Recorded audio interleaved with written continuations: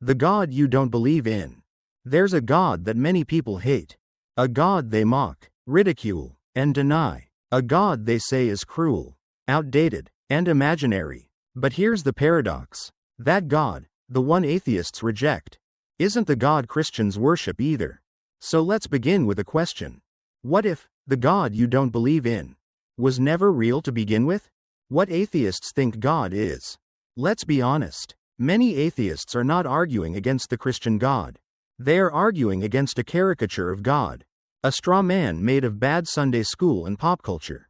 To some, God is a fairy tale, a bearded old man in the sky watching your every move, an angry judge ready to throw you in hell for the tiniest mistake, a control freak who wants worship or else. But think about this. Would you believe in a God like that? Neither would I. C.S. Lewis once said, "If God is love, he is not the kind of love that says, 'Love me or burn.'" But here's the irony. Most serious Christians, theologians, philosophers, mystics, have never believed in this cartoon God either. The God atheists can't escape. Here's something strange. Even the most committed atheists often live as if certain things are absolutely true.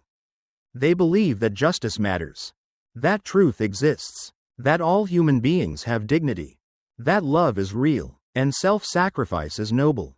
But stop and ask, why? If the universe is a random accident, if we are just molecules bumping into each other, if morality is a social illusion, then why do we get outraged by evil? Why do we cry over injustice? Why do we feel like truth must be defended, even at great cost? Atheists may deny God with their words, but they affirm him in their hearts, through the values they live by. Morality without God? You see, moral values don't come from nowhere. You can't measure justice in a lab. You can't put love under a microscope. You can't weigh human dignity on a scale. These are not scientific facts, they are spiritual truths. And they are central to how we live. Atheist philosopher Friedrich Nietzsche knew this. He saw that if you truly get rid of God, you also get rid of morality, meaning, and human value. That's why he wrote, "God is dead, and we have killed him." But he didn't celebrate it. He mourned it. Because when God dies, so does man. So the question is, can you have real, objective morality without something greater than man? Something outside the universe? Something like God? The God you may already know. What if the God you don't believe in isn't the true God at all? What if the real God is not some cosmic dictator, but the very ground of all being, the source of truth, love, beauty, and reason? In the Bible, when Moses asked God, "Who are you?" God didn't say, "I'm the guy with the beard and lightning bolts." He said, "I am, pure existence, being itself." The Christian God is not a being among other beings. He is being itself, the reason anything exists at all. And that includes you. The problem beneath the problem. Let's be real. For many atheists, the issue isn't just intellectual. It's not merely about science versus faith, or evidence versus belief. It's deeper than that. Behind many rejections of God, there is pain, there is betrayal, there is silence. If God is real, why didn't he stop that tragedy? Why was my prayer unanswered? Why does he feel so far away? The God they reject is often a God who disappointed them, or who never seemed to show up. And that rejection is not irrational. It's human, it's raw, it's real. But here's the paradox. You only feel betrayed if you expected love. You only feel abandoned if you believed someone should have been there. You only get angry at God if you sense he should exist. Atheism often emerges not from indifference, but from deep longing, from a cry that was met with silence, from wounds that never healed. What happens if God is truly gone? Let's do a thought experiment. Let's say God is gone. No creator, no divine source, no higher purpose. What are we left with? A cold universe, silent stars, atoms and instinct, survival and extinction. In that world, there is no moral obligation, only preference. There is no ultimate justice, only power. There is no human dignity, only utility. Murder is not wrong. It's just something the herd decided to punish. Truth is not absolute. It's just what's useful right now. Love? Just chemicals dancing in the brain.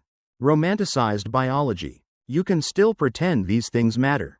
But under the hood, it's all machinery. And something in you knows that's not the whole story. Because when someone abuses a child, you don't say, "That's evolutionarily inefficient." You say, "That is evil." That word, evil, only makes sense in a moral universe. A universe that echoes something, or someone, higher. The Christian roots of atheist values. Here's a shocking truth. Many atheists are more Christian than they think. They believe in human rights, in equality, in compassion, in caring for the poor and weak, in fighting injustice. But those ideas didn't drop from the sky. They were planted in history by Christianity. In ancient Rome, the weak were discarded. Unwanted babies were left to die. Slaves had no dignity. Women were property. Power was everything. Then came the followers of Jesus. And they said something revolutionary. Every person matters, because every person bears the image of God. That idea changed the world. Hospitals, schools, charities, the abolition of slavery, the dignity of labor, the concept of the individual, all have roots in the Christian vision of humanity. So when an atheist says, "We should care for the oppressed," they are echoing a very Christian heart. They may reject God, but they walk on a path paved by his followers. Reason isn't enough. Some atheists say, "I only believe what I can prove." But do they live that way? Can you prove love in a laboratory? Can you prove that your mother's life has meaning? Can you prove that genocide is wrong, for everyone, in all cultures? You can't prove these things like math. But you live by them. You bet your life on them. You build society around them. Why? Because they are not less real, they are more. They are meta-real, above logic, beyond atoms. And that's where God is. God is not the God of the gaps. He is not hiding in the cracks we haven't explained yet. He is the explanation behind everything that is. The reason for reason itself. The source of meaning, morality, and mind. Meeting the real God. What if the real God is not insecure, but infinite? What if he doesn't demand worship out of ego, but invites it because it's the only way to life? What if he became one of us? Not to dominate, but to suffer with us? That's the Christian claim. Not that God is a tyrant, but that he is love made flesh. Jesus, crucified, rejected, risen. The God who weeps. The God who bleeds. The God who says, "Father, forgive them." This God doesn't just demand your belief. He deserves your trust. Final invitation. Maybe you've rejected God your whole life. Maybe you had good reasons. Maybe the God you were shown was a lie. But maybe you're ready to ask again. To look again. To open the door, just a little. The real God isn't hiding. He's not far. He's not waiting to punish. He's waiting to embrace. Not with arguments. Not with pressure. But with a whisper. "Come to me, all who are weary, and I will give you rest." Matthew chapter 11 verse 28. That's not the God of fear. That's the God of love. The one even atheists are searching for, but don't yet know by name. You're closer than you think. Maybe you've never walked into a church. Maybe you've walked out of one and never returned. Maybe religion feels like chains. Maybe you were told that God only accepts the holy, the clean, the perfect. But here's the twist. The real God came for the dirty, the doubters, the broken, the angry. Jesus didn't come to pat the righteous on the back. He came to lift the fallen, to feed the hungry, to touch the untouchable, to forgive those who thought they were unforgivable. So if you've ever thought, "I'm too far gone," he says, "You're exactly the one I came for." Beyond atheism. What are you really looking for? Let's be honest. Most atheists don't want to hate God. They want answers. They want peace. They want meaning. So ask yourself, why do I care about justice? Why do I believe love matters? Why do I ache when I see suffering? Why do I seek truth, even when it's hard? These are not evolutionary quirks. These are fingerprints, clues, echoes of your design. And design always points to a designer. Atheism may explain what the world is, but only God explains why it is. This isn't about religion. Let me be clear. This isn't a pitch for organized religion. It's not about rules or rituals or which denomination is right. It's about a person, a relationship, a truth so real it breaks through cynicism. pain, and pride. It's not about church buildings. It's about the God who became man and invites you to come home. Because faith isn't about closing your eyes.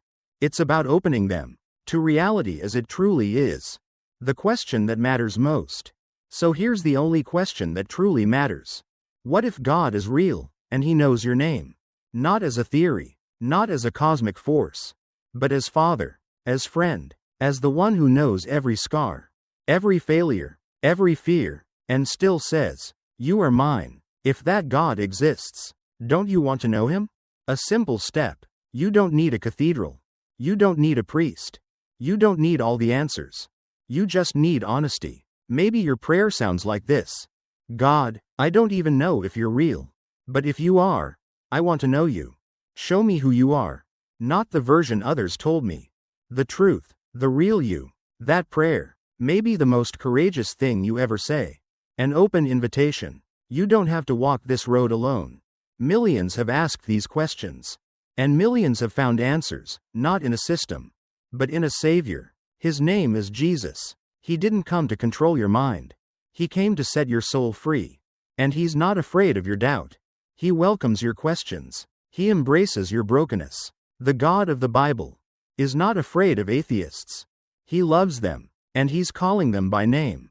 Even now. Final reflection. Maybe the God you've been running from was never real to begin with. And maybe the one who's been chasing you has been with you all along. This is not the end of your story. It's the beginning. Studio microphone. If this video stirred something in you, don't let the moment pass. Leave a comment. Ask your question. Reach out. This is a journey, and you're not alone.